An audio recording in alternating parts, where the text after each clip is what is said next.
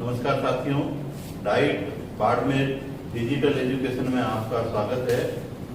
कल अपन ने इसी पाठ का रासायनिक अभिक्रिया एवं उत्प्रेरक इस पाठ का एक टॉपिक लिया था, भौतिक परिवर्तन एवं रासायनिक परिवर्तन।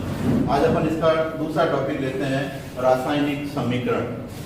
किसी भी रासायनिक अभिक्रिया में पदार्थों को अणु सूत्रों एवं प्रतीकों से प्रदर्शित किया जाता है तो उसे रासायनिक समीकरण कहते हैं। जैसे अपन कहते हैं कि कार्बन को वायु में जलाने पर कार्बन डाइऑक्साइड गैस प्राप्त होती है, तो इसे अपन लिखते हैं कोयला जो है उसको ऑक्सीजन से क्रिया कराते हैं तो कार्बन डाइऑक्साइड गैस प्राप्त होती है।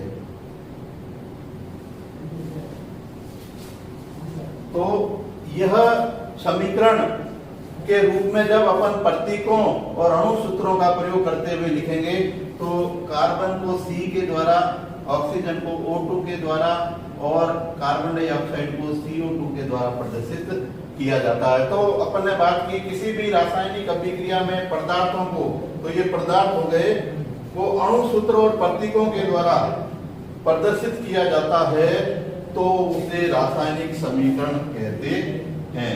ये किसी भी रासायनिक अभिक्रिया का संक्षिप्त रूप है। तो इस प्रकार हम किसी भी रासायनिक अभिक्रिया में रासायनिक समीकरण किस प्रकार से लिखे जाते हैं उसके कुछ चरण हैं, उन चरणों के बारे में पढ़ेंगे। कौन कौन से चरण हैं, किस प्रकार रासायनिक समीकरण लिखा जाता है, उसके बारे में हम अध्ययन करेंगे। तो ये एक रासायनिक समीकरण है।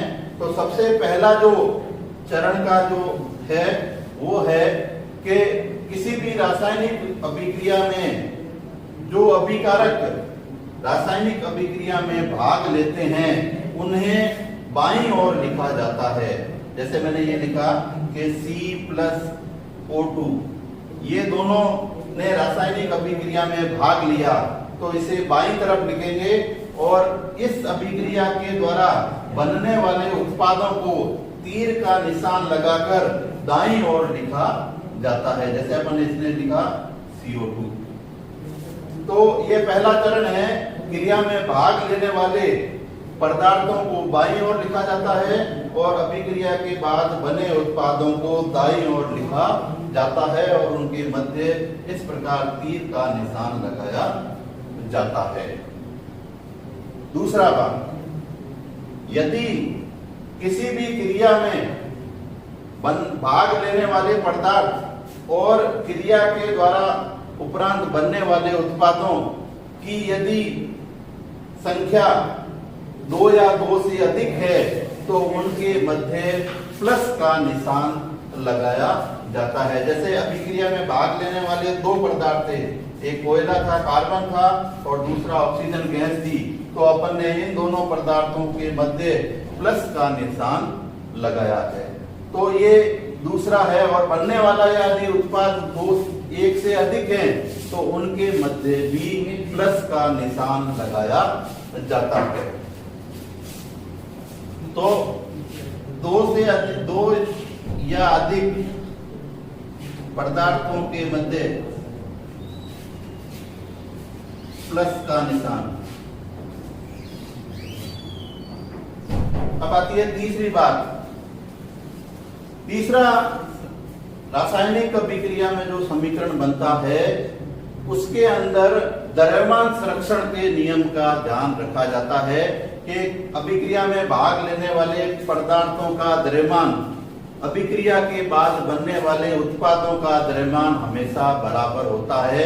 उसमें भाग लेने वाले जितने भी अणु होते हैं, जितने भी पदार्थ होते हैं, उनकी अणुओं की संख्या, उत्पाद के बनने वाले जो अभिक्रिया के बाद उत्पाद हैं उनकी संख्या हमेशा बराबर रहती है। तो अपन इसको एक संतुलित भी करते हैं कि जितने पदार्थ भाग लेते हैं उनकी अणुओं की संख्या, उत्पाद में बनने वाले पदार्थों की अणुओं की संख्या हमेशा बराबर रहती है।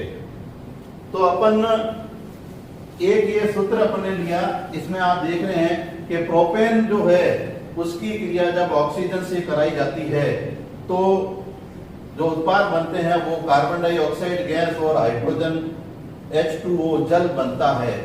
तो आप लेकिन आप इसमें देख रहे हैं कि इसके अंदर ये जो कार्बन है, आप कार्बन देख रहे हैं, इसमें कार्बन के परमाणु की संख्या 3 है, लेकिन उत्पाद के अंदर परमाणु कार्बन का जो है वो केवल 1 है। इसका मतलब ये संतुलित नहीं है।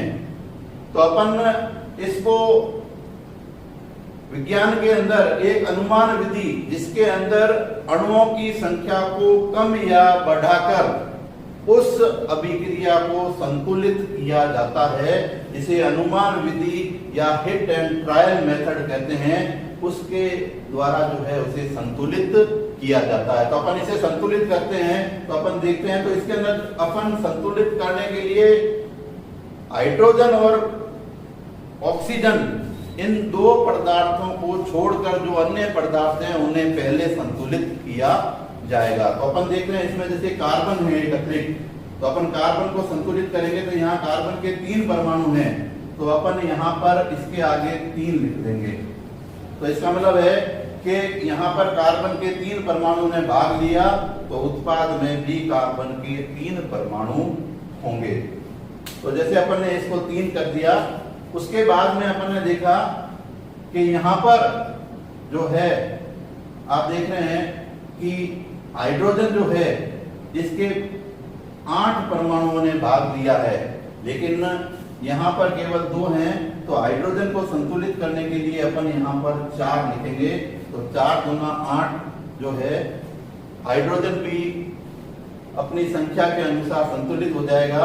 अब बचे हुए अपन इसमें देखते हैं कि यहाँ पर ऑक्सीजन अब कितने हैं, तो आप देख रहे हैं 3 दूनी 6, 6 और 4 10।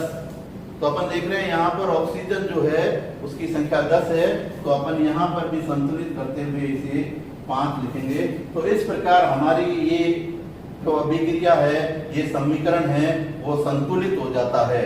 तो द्रव्यमान संरक्षण के नियम के अनुसार अभिक्रिया में भाग लेने वाले पदार्थों का द्रव्यमान और बनने वाले उत्पादों का द्रव्यमान हमेशा बराबर होना चाहिए।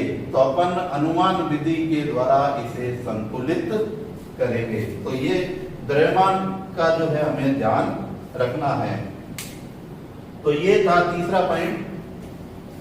इस रासायनिक समीकरण के जो चरण है उसमें द्रव्यमान का ध्यान में रखना हमें जो है, अभिक्रिया संतुलित होनी चाहिए, समीकरण जो है वो संतुलित होना चाहिए।